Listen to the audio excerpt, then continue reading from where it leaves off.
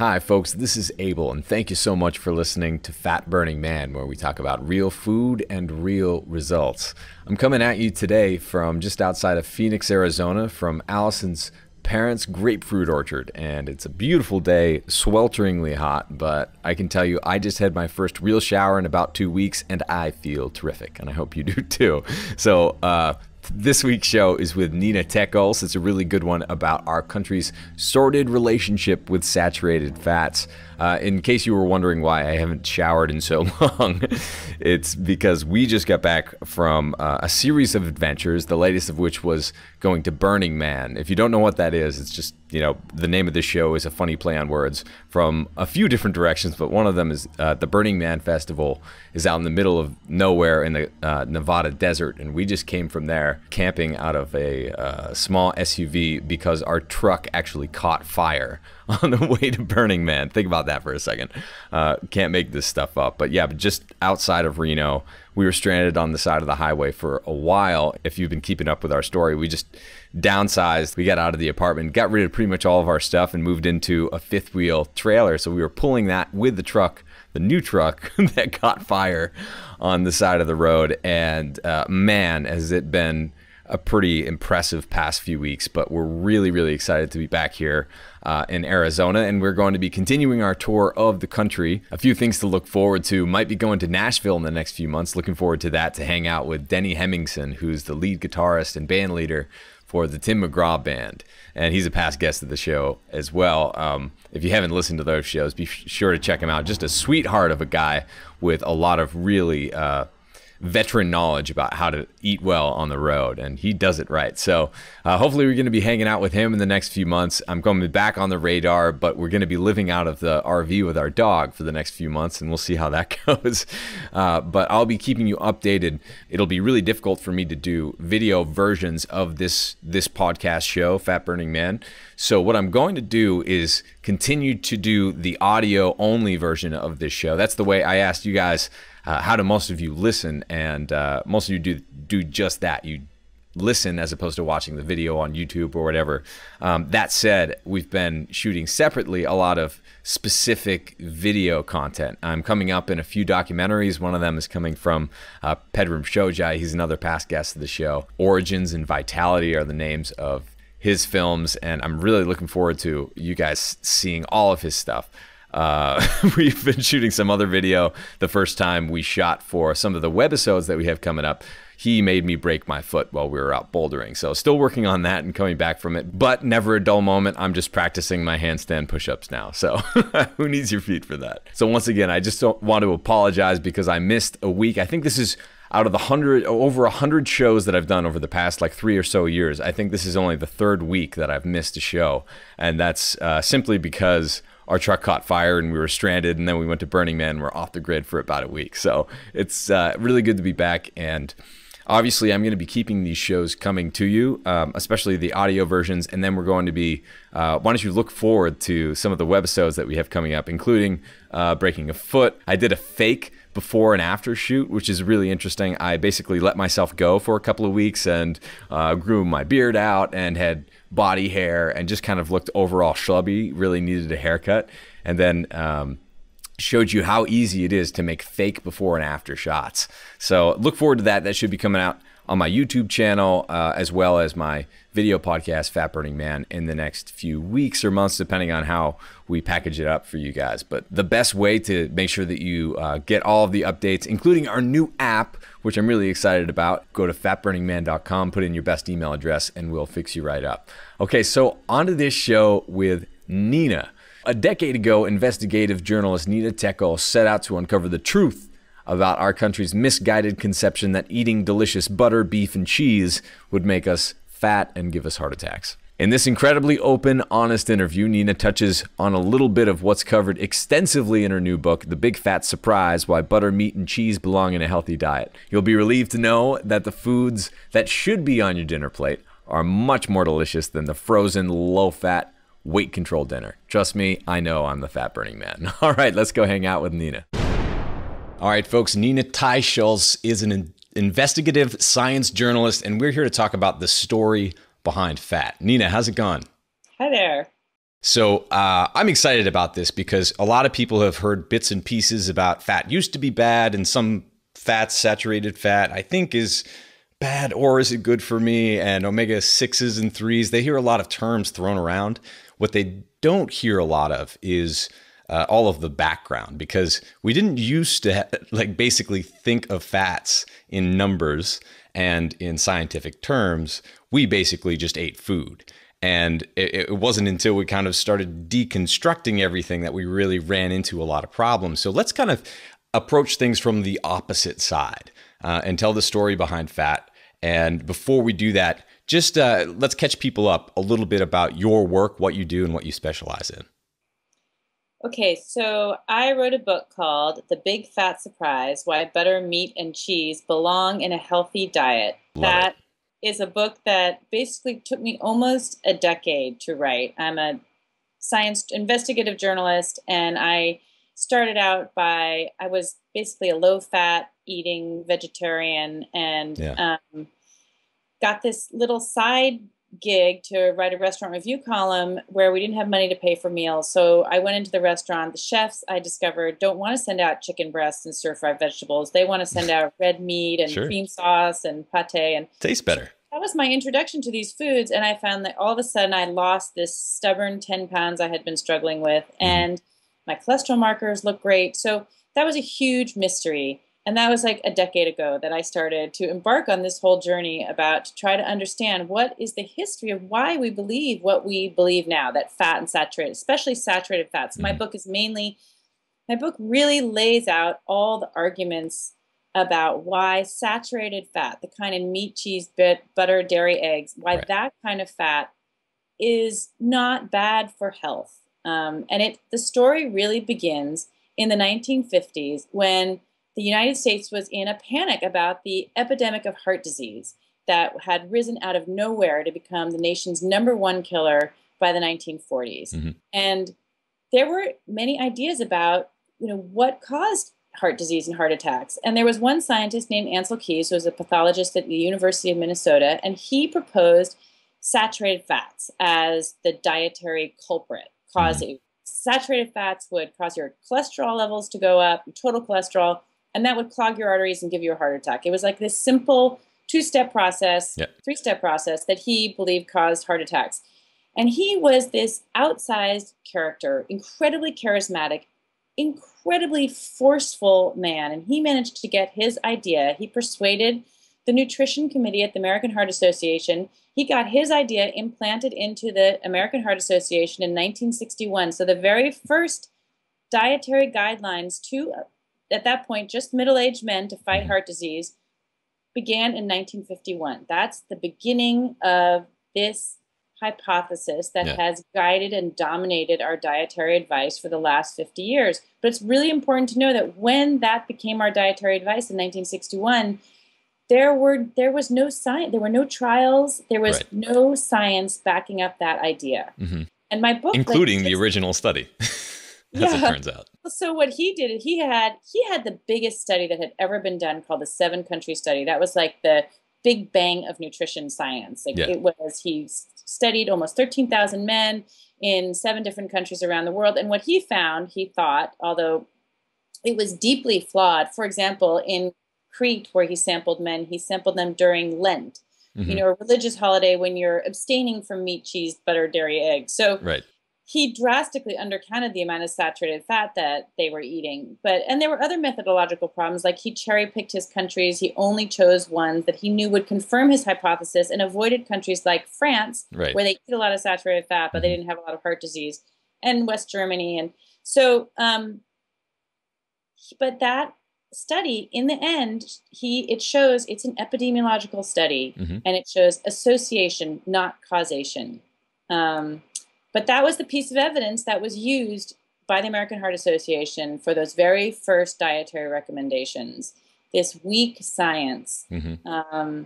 And part of the story... Non-science, you might even say. Well, I mean, epidemiology is a fine science, but it's used to suggest hypotheses, Right. right?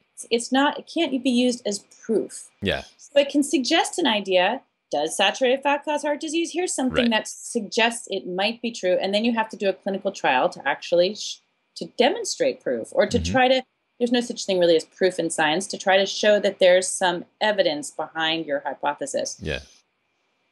And, you know, the story of our 50 years of low fat, low saturated fat dietary recommendations has really been suffused by the kind of overuse of this weak nutritional epidemiological studies, and overusing them as proof, like Yeah. pushing them beyond what they can really tell us. Hmm. And that's because nutrition science is hard to do, it's expensive. Following people over a long period of time or feeding them in a clinical trial is really expensive and hard to do. And so poor, you know, weak evidence has been made to suffice. Yeah. But it's been wrong. I mean, we subsequently have clinical trials to show that this was a hypothesis that just could not, the evidence really has not supported it. Right. And the evidence, like, and that's what you find so often, especially in the field of nutrition, is that you're just like, oh, this is the thing. And once we figure out this thing, then we have the answer to everything. And as soon as, like, the farther you go down that path, the more you realize, oh, it's actually not as simple as we thought it was, you know, and you kind of see that happening, at least with some of the infighting now in, especially the blogosphere and online communities, where you have people arguing about, like, well, are there any carbohydrates that are good for you? Like, which ones are safe? Which ones are toxic? Also you look at, as soon as anything kind of catches on in the food world, all of a sudden the vultures come in and try to profit off of it almost immediately. Right. And so you see that happening to stevia now. I know you mentioned in your book the olive oil industry, and a lot of, like, where our ideas about certain diets as being healthy come from are actually more from advertising than from any sort of scientific data set. Can you talk a little bit about some of those outside influences that have, I guess, convinced us about conventional wisdom that doesn't actually rely on any sort of reality? Yeah. I mean, you cover a lot of ground in what you're talking about, but I'm just going to choose the topic of industry influence in nutrition science. Perfect. Is a big one. Mm-hmm. So, and it goes back to those very first American Heart Association guidelines in 1961, when Americans were told, cut back on saturated fat, and instead of meat, cheese, dairy, eggs, eat unsaturated fat, vegetable oils instead, you know, safflower, sunflower, peanut, corn, eat those oils instead. Mm-hmm. Well, when that was happening, Procter & Gamble, which the maker of Crisco oil, mm-hmm. they had basically been the transformative backer of the American Heart Association. The American Heart Association was like this sleepy professional society, barely had any money. And then Procter & Gamble came along and said, okay, we're going to make you the designee of our popular radio show that we're a sponsor of. And overnight, $1.7 million, this is in 1948, flowed into the American Heart Association coffers, and overnight transformed it into the national power. They opened chapters all over the country and transformed it into a national powerhouse. And Procter & Gamble continues to be a backer of the American Heart Association today. So, and the American Heart Association, coincidentally, was recommending that everybody eat vegetable oils mm-hmm. made by Procter & Gamble. So imagine that. You know, that's just one story.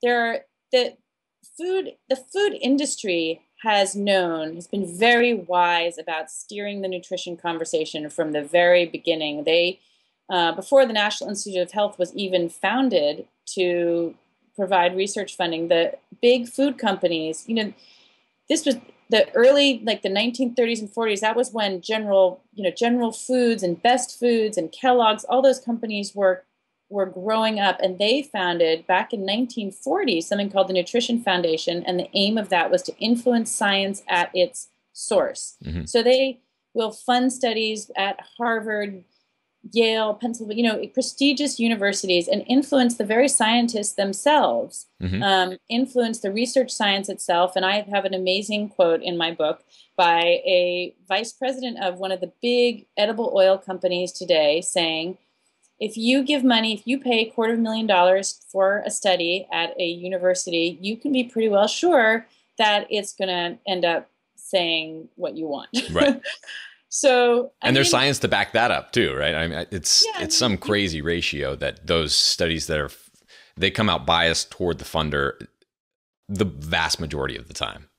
Right. You can't totally rig a study, but Right. you can make a study so that it is likely, if the result is negative, it just doesn't come out looking so Hmm. bad for your product. Sure. And so the hand of industry has really been in this story throughout. I mean, all the early studies comparing high saturated fat diets to low saturated fat diets, all the food in those low saturated fat diets where all that food was provided by the food industry, Yeah. right? Hmm. Because and it's amazing to think in retrospect, like how anybody, I mean, the foods that they provided in those studies were things like soy filled milk and soy filled cheese Right. and soy hamburgers. This is like, I'm talking in the 1970s. And so the scientists in those studies had to believe that, these just invented foods provided by food companies Hmm. would restore Americans back to their original health Right. compared to meat, cheese, butter, dairy, eggs, which Right. had been in our diet for thousands of years Well, before the epidemics of heart disease and diabetes and obesity. yeah, in a way you can kind of like, you can see why that would be the case. It's like, we just put a man on the moon. That's Technology is something that at least at that point was so breakthrough, just like mind blowing, right? You need to re-examine your stature in the world, what it means to be a human being, if you can put a human being on the moon. And so anything like, thus, if you follow that logic, that all of these new things that are coming out that scientists and lab coats invent that are better than food, that makes sense. Of course, like we can do that now, but that logic kind of falls apart over the course of the next few decades. That is such a great observation because it is absolutely true that Americans, this was a period when the faith in scientific inventions over, compared to like old traditional ways, Americans were so open to these new ideas, probably more so than in other countries. I think it's Right. not a coincidence that it was Americans who first adopted this low saturated fat diets because we're a nation of immigrants. We're far away from our grandmothers and their recipes, and we're divorced from our traditions. So Hmm. it was more possible to plant these ideas, and a lot of it came through women's magazines and telling them to put away the lard and butter, which had been Right. the only cooking fats for all of American history, and saying, put those away with the spinning wheel. Those belong to the generation of your grandmother, and now embrace new Right. Crisco made in clean steel factories. And so there was this whole appeal to modern ways, modern scientific thinking, and nutrition was part of that. Even though the science of nutrition was just in its infancy. I mean, it Hmm. was such a primitive state of affairs Yeah. when Ansel Keys got his start. I mean, they could only even all they could measure was total cholesterol at that point, Right. which is just an incredibly primitive state of understanding about heart disease. Right. Saturated fats was condemned on very primitive evidence. And so if you go to the other side of people who are looking into this sort of thing, you have Weston A. Price a few years before that, who is going around looking at native tribes and basically looking at the health of their teeth, which is indicative of the health of their bodies and their bones. And we actually find that fats actually have been very prized over the course of time by almost every civilization that's had access to abundance of them. Can you talk about that a little bit? Like why today we kind of shun butter, but it used to be a prized possession. Right. Yeah. And the opening chapter of my book is all about not just Weston A. Price. He was fantastic and he did amazing work. For anybody who's listening, they should read his book.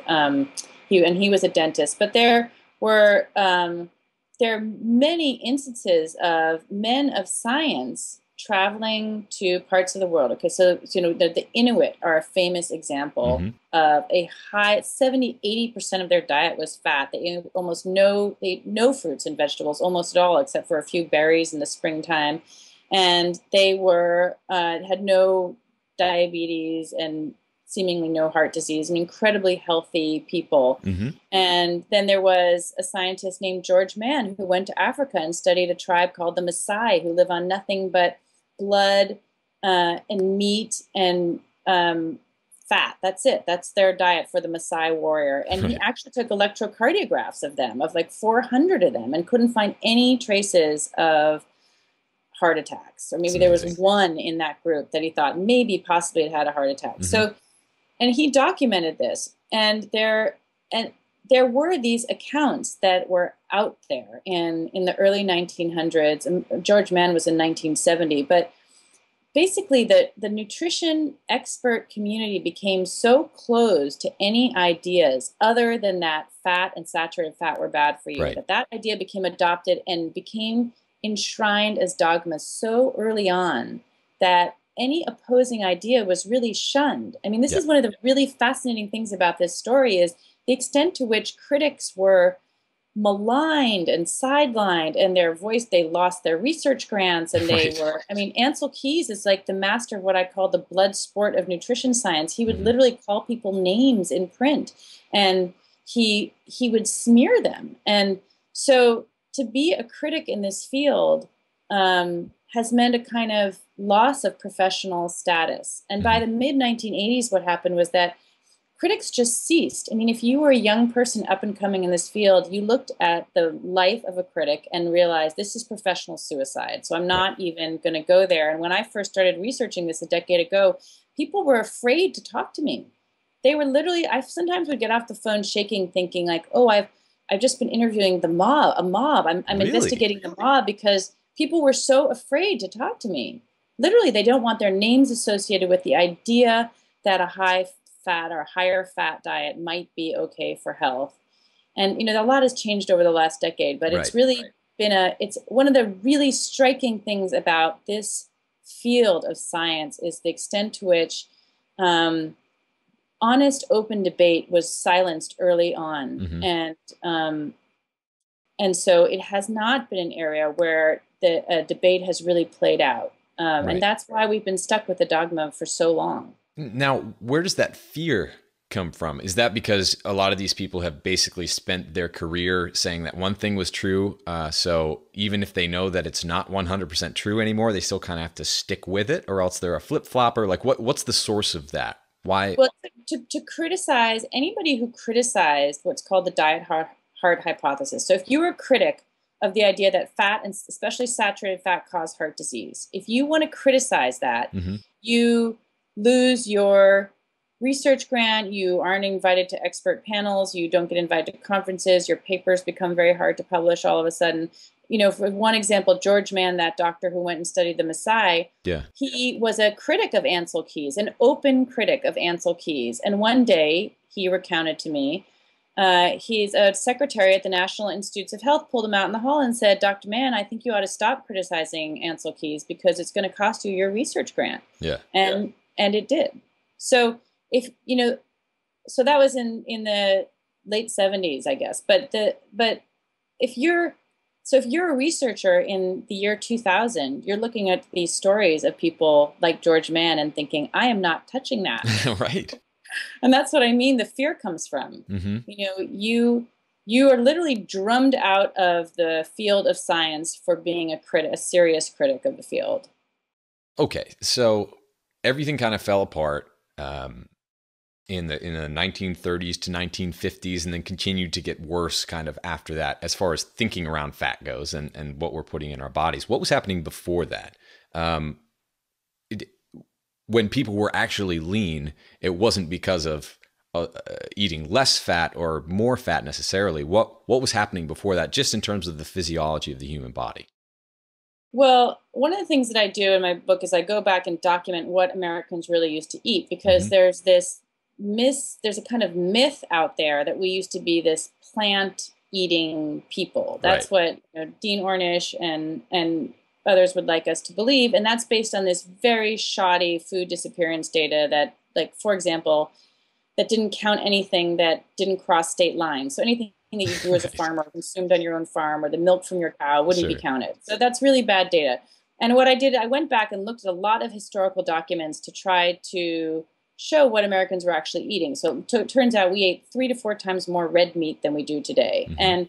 And we ate 3 to 4 times more butter and 5 to 6 times more lard. And we Not than me, I bet. and vegetables were considered not worth growing because Yeah. they were so poor nutritionally. I mean, the first really major government report on nutrition by a Wesleyan professor in the late 1800s basically said, if vegetables are a luxury. If you are not a wealthy person, just do not bother Hmm. growing them, because greens are so poor nutritiously. Yeah. So we weren't, and just as a matter of common sense, before we could import kiwis from New Zealand Right. and avocados from Israel, where were we getting fruits and vegetables for the nearly half the year that they weren't even growing in large northern part of the United States? Well, how many of us were farmers back then? It's some huge number, like 40%. Right. And, in New England, the growing season means you just can't even basically eat fruits and vegetables for most of the year. So the idea that was mainly our diet is kind of just doesn't meet the standard of common sense. Right. And I also document how heart disease was, rare, if not it was understood, and there was experts who were writing on it, and there were textbooks on it, but it was so rare as barely. Of course, it was before epidemics of obesity and heart disease. So just those historical facts make you rethink. It just forces you to rethink this idea that returning to what we thought was a plant-based diet might be a good idea. I mean, it's full of misinformation. So let's talk a little bit. The U.S. government, Let's talk a little bit more about that. Greens over the course of maybe the last few centuries, anyway. Who was eating them around the world? Like, if poor people weren't bothering with eating greens, were wealthy people, or nutritionally, science said, or the lack of science said, that they're not something that you need to worry about. What role do vegetables play through those centuries? Well, I think that if you're in temperate climates where they can grow fruits and vegetables year round, they can eat fruits and vegetables year round. That's just not realistic in large portions of the world where the weather is not temperate year round. Yeah. So, and I mean, what can be said? Fruits and vegetables became, once we decided to cut meat, cheese, butter, dairy, eggs out of our diet, that created a big vacuum a big empty space on the plate for American diet. And that had to be filled with something. And that's basically where the drive to eat more fruits and vegetables came from. Because when you take all those foods off the plate, you need to replace them with something. And that's where the drive to eat more in fruits and vegetables. So Americans over the last 30 years, we eat 17% more fruits and vegetables than we did in the early 1970s. And that's in response to the government telling us to eat more fruits and vegetables. It has not been demonstrated that fruits and vegetables can prevent cancer in any way. So the latest, biggest report, the World Cancer Report in 2007, the biggest effort to kind of reckon with that data, said there is no evidence to show that fruits and vegetables are protective against cancer. And I won't get into all the, the evidence that a vegetarian diet is better for health is actually based on incredibly slender bits of evidence that I won't get into in depth now, but it's much less robust than people think it is. Sure. Let's talk a little bit about baby bathwater here, though, because by saying that vegetarians or a plant-based diet are off base, that's kind of one thing. Saying that vegetables aren't a solid part of a healthy diet for most people is kind of another concept that we need to wrestle. Yeah. No, of course. And I know you're not saying that, but I think some people who are listening, because, and this is the problem with the whole debate around nutrition, right? Because you have the people who are just like, oh, vegetables are good and they prevent cancer, and they, rattle off a bunch of things, some which are shown to be true from science, some of which are not. And then they omit the bad parts about their diet or whatever. So you have them on one side saying, all you should eat is 30 bananas a day, right? For example. And then you have the other side, which is just like, I'm just going to chug heavy cream all day, which is what some bodybuilders do, and just like chugging raw eggs and mixing it up with heavy cream, which they've been doing for centuries as well, and actually being very successful doing that. And so I think what we're left with is an enormous amount of confusion, because you have people all over the place. Some seem to be doing miraculous things with their bodies, like on a plant-based diet. I had someone on my show, Rich Roll, who is plant-based and an endurance athlete. And then you just get people all over the map. So at the end of the day, Nina, what are you eating for dinner?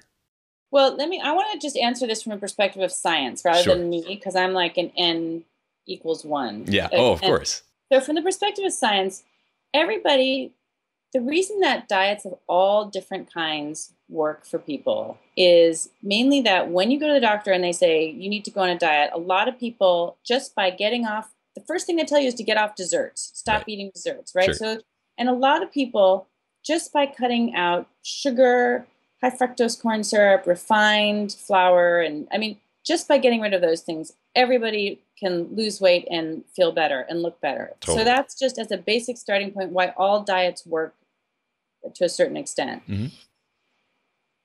There have been, if you look back over the last decade of clinical trials, there have been a pretty large number of rigorous clinical trials now. So that's the kind of evidence that can show causation. Mm-hmm. Rigorous means you control, you do a good job of controlling. You don't just hand somebody a diet book and say, go for it. You actually you feed them in cafeterias, or you give them a lot of support to really keep them on the diet. And that body of large clinical trials really show that a high-fat diet, 50% more, or at least of your diet is fat, looks a lot healthier than a low-fat diet in terms of your markers for diabetes, obesity, and heart disease. So you can lose more weight on it, and you're lower risk for heart disease and diabetes, and those things cluster. So that high-fat diet, yes, it should have fruits and vegetables in it. That's great for health. But if you're going to have a high-fat, low-carbohydrate diet, the basic prism that you have to look at your food through is how much carbohydrates is this adding to my daily meal. So if you eat fruit all day long, that's a lot of sugar. Mm-hmm. And that's one of the problems with eating too much fruit. Some vegetables are very high in carbohydrates, like, starchy vegetables like potatoes.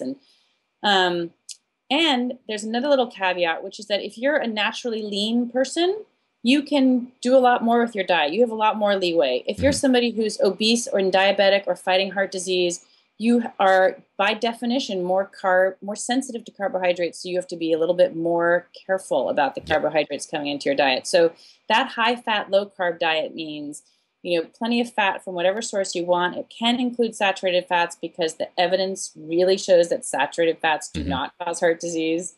It doesn't have to include meat if that is something that makes you feel uncomfortable. It should definitely include vegetables and fruit. And but that high-fat, low-carbohydrate diet definitely looks better for health. Not high Crisco, though. Not high. Well, not so much vegetable oils, but olive oil is good. And saturated fats, the argument that I make for them in the book is, number one, the science has really been reevaluated on saturated fats. It's very clear that saturated fats were unfairly accused of causing heart disease. They do not cause heart disease. And they're part of these, they're part of these really nutritionally dense foods that are super good for health. So, we've been avoiding cheese, eggs, meat, these foods that are like the perfect package, the perfect protein fat balance. With a lot of vitamins and minerals, some things you can't get outside of animal foods. Vitamin B6, B12, you can only get in animal foods. Folate, selenium, zinc, iron, all those are much more dense in meat. And many of the vitamins you can only absorb with the fat. Vitamins A, D, E, K are only fat soluble. So these are like great nutritionally dense foods that we've been avoiding because we think saturated fat causes heart disease. But my argument is, I think the evidence really supports bringing them back into our diets.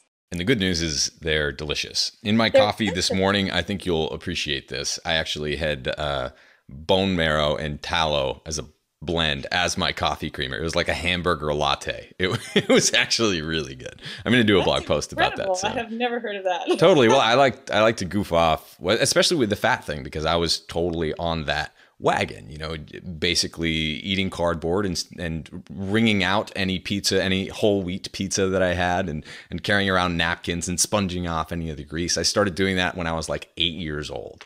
And I was a little bit peeved when I found out that that was basically the wrong thing to do, and encouraging me to eat the wrong food. So I think embracing the other side of that, one of the biggest problems with fat is that it's the wrong word, right? Or we use that word for so many other things that are bad. And just the simple idea of, if you cook bacon and then you leave it out, it turns hard. And what heart disease is basically your heart turning hard and like getting getting bacon grease in it so that blood can't go through. At least that's the simplified thinking that is easy to fall into. But the case is actually pretty simple, that sugar is basically stored as fat.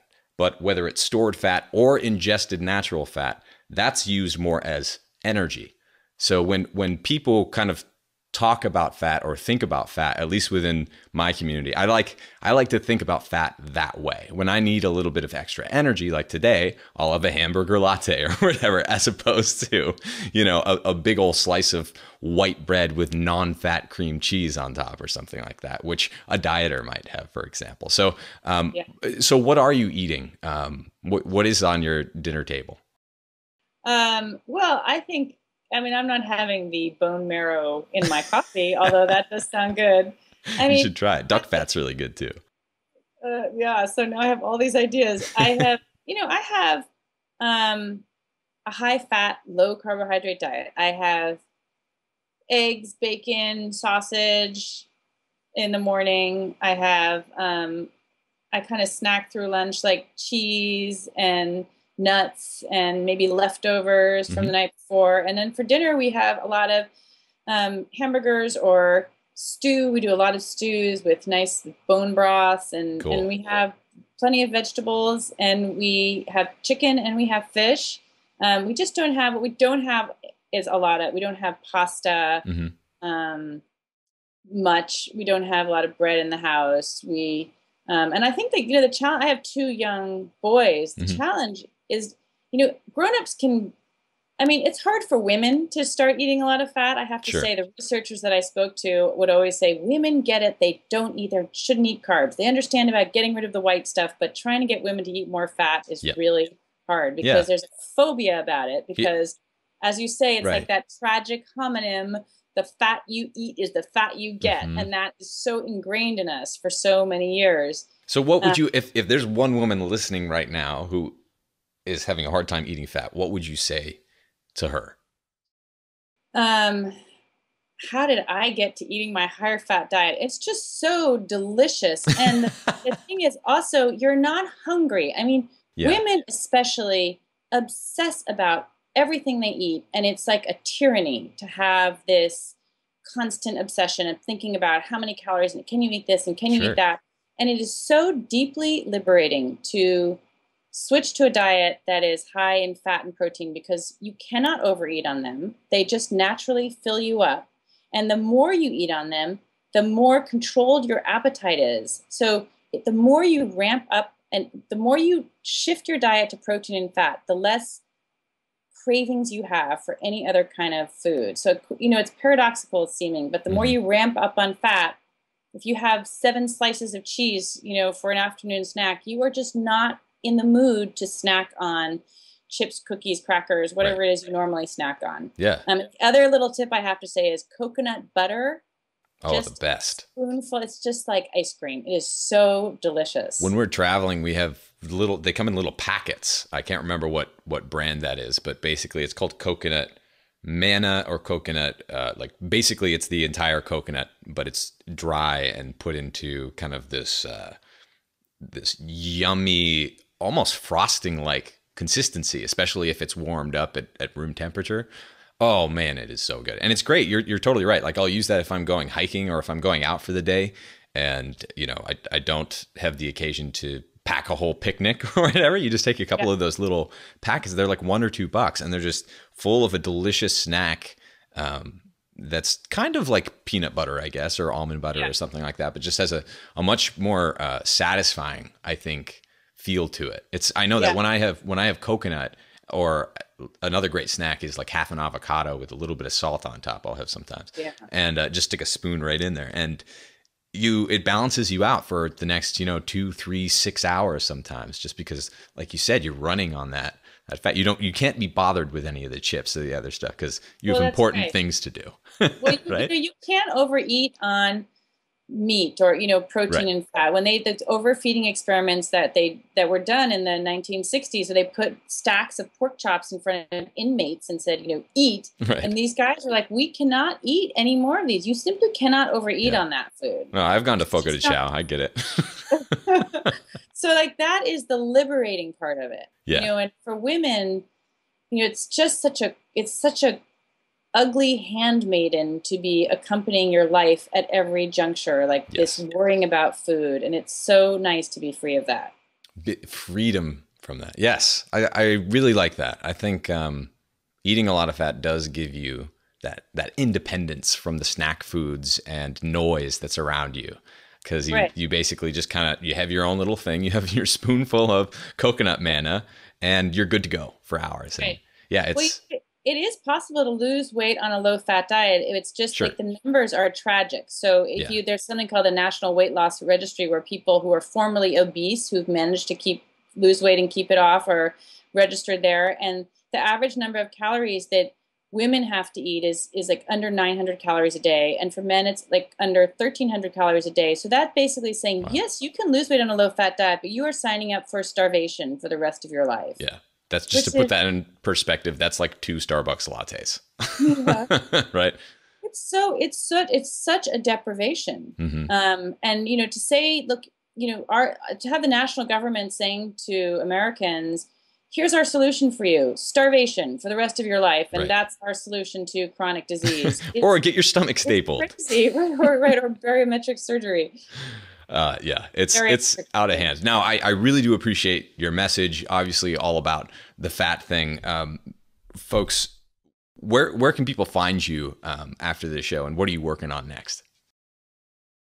Well, my book came out not too long ago, so I'm still working on promoting my book, The Big Fat Surprise: Why Butter, Meat, and Cheese Belong in a Healthy Diet. And it's being published now in Australia, New Zealand, and the UK. So that's good. And I have a website called thebigfatsurprise.com, which has all my media and reviews on it.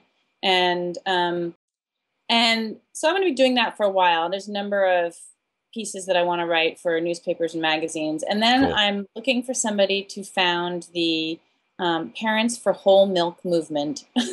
Wow, cool. So we should have, currently in the national government, for the school lunch program and the WIC program, Women and Infants and Children's Health Program, only allows 2% milk or less, which is a kind of tragedy. It is. Yeah. So I think we need the national movement of Parents for Whole Milk, Mothers for Whole Milk, something like that, to generate a change in our nutrition policy. Yeah. Starting with children. Mm-hmm. That's definitely a step in the right direction. And there are many, many ways to go, but I think it all kind of goes back to simplicity. And the answers aren't found in any of these little rabbit holes that we like to run down, or that you might read about on the news, or the latest fad thing that you see in a fitness magazine. It's really getting back to common sense about all this stuff, and not being afraid every time you eat food, and enjoying the freedom that you described earlier. So Nina, I really appreciate your message. I think your book is great. Thank you so much for coming on. Well, thanks for having me. It's great to talk to you.